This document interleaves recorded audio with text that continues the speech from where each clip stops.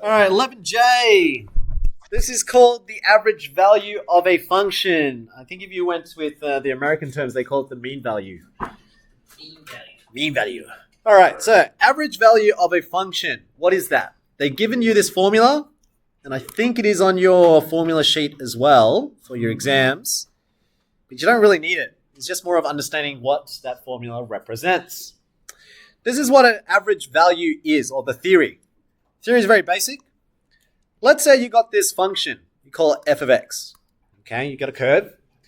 The area under this curve between A and B will be this section. So I'm coloring it in.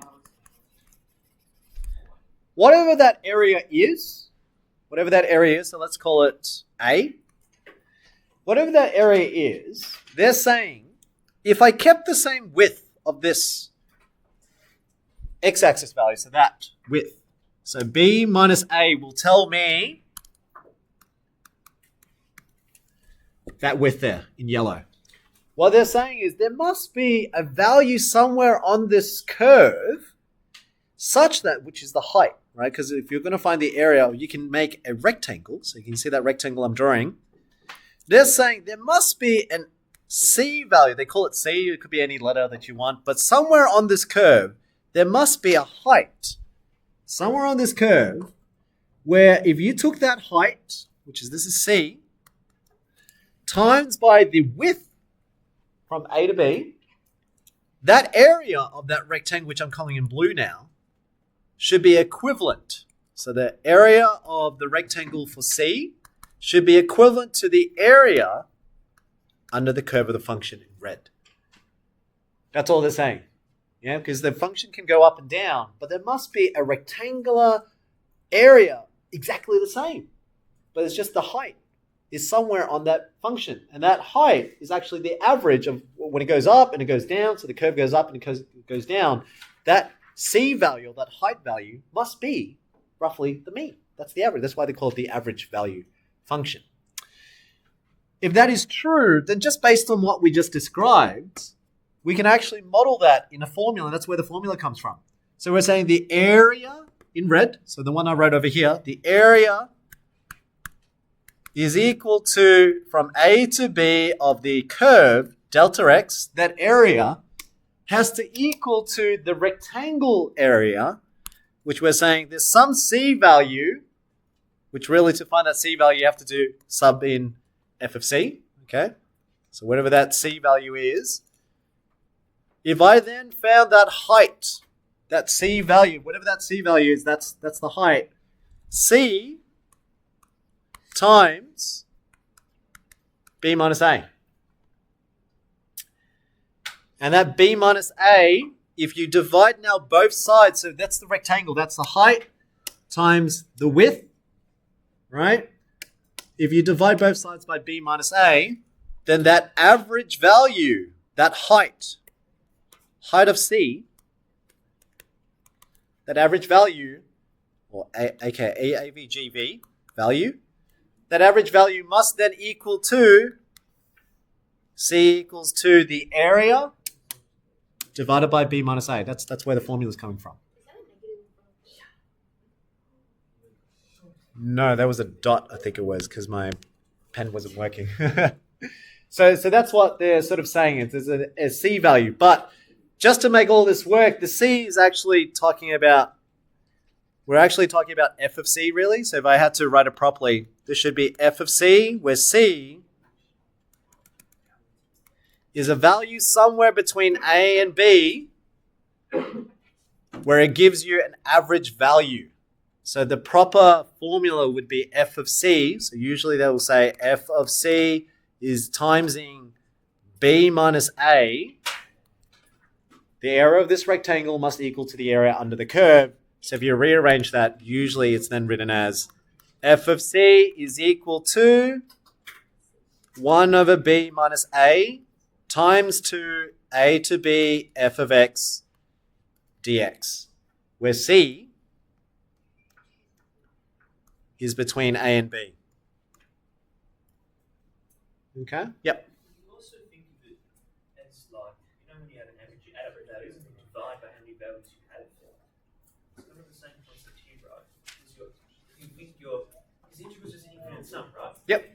So it's an infinite sum to A to B, and you're adding up all the different values, the infinitely many values of the functions from A to B, and you're dividing it by the distance Yes. A to B. Yes. Because that's just a continuous number that shows you how many Yes.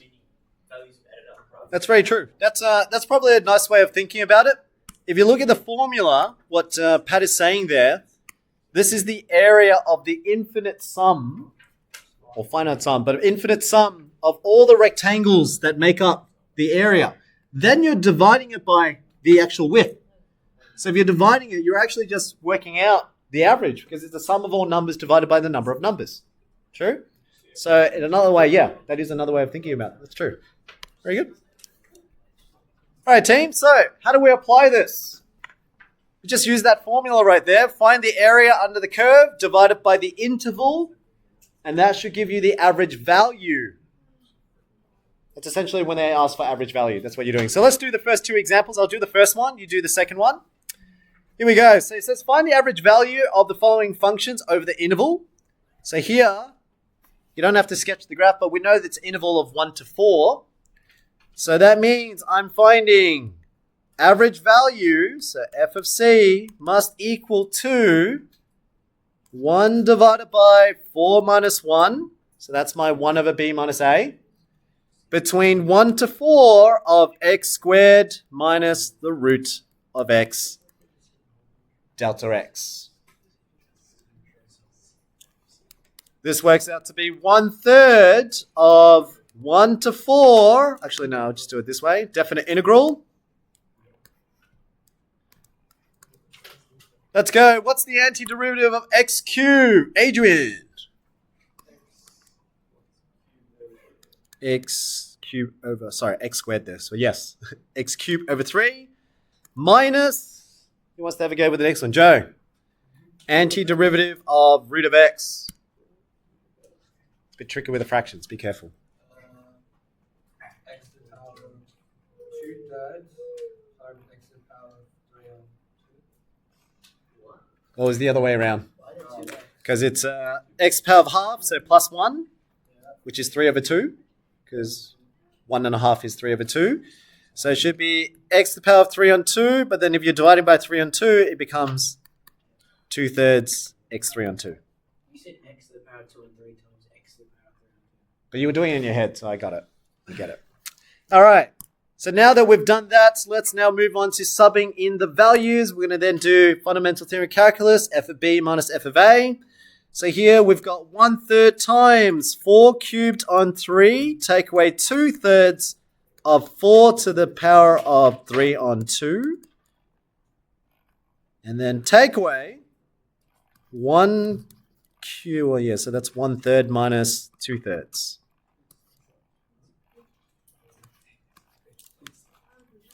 Notice I use the double bracket because if we're minusing, be careful of the double negatives. So minus and the minus becomes a positive there. Don't forget the 1/3. Here we go. Let's work this out. So it's 1/3 of 4 cubed is 64 on 3 minus, what is that? 2 cubed 8. 8 times 2, 16 on 3. Minus 1/3 plus 2/3. So this section here is f of 4. Subbing f of 4 minus f of 1. All right, that actually works out nicely. What's that? 64 take away 16 take away 1 plus 2. I don't even know. Can't do it in my head. What is that? 64 minus 16, was it? Minus 1 plus 2.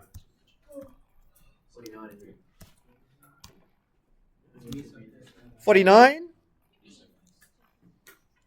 So you got 49 on 3 multiplied to 1/3. And your answer should be 49 on 9. So what everyone else got? I just kind of like gave it a crack. I wasn't really thinking too deeply in it. Fair call? Yeah. All right, assuming my algebra's all good, you got to check it. B's your shot, and then C, example 2 is working backwards now. So in example 2, I want you to have a go with the next two, and then we'll go through the answers to see what you get. But example 2 is working backwards. They give you the average value, and they want you to find out one of the parameters inside the function. Whereas example 1, you are just finding the average value, which is, to me, much easier. You're just doing antiderivatives and then simplifying. Example 2 is working backwards. Once you got that, have a go with once we go through the answers, we'll do the last page, which is from your exercise. It's 11J, question 9. Gets you a bit of thinking involved, so that one's trickier. So, Yeah. the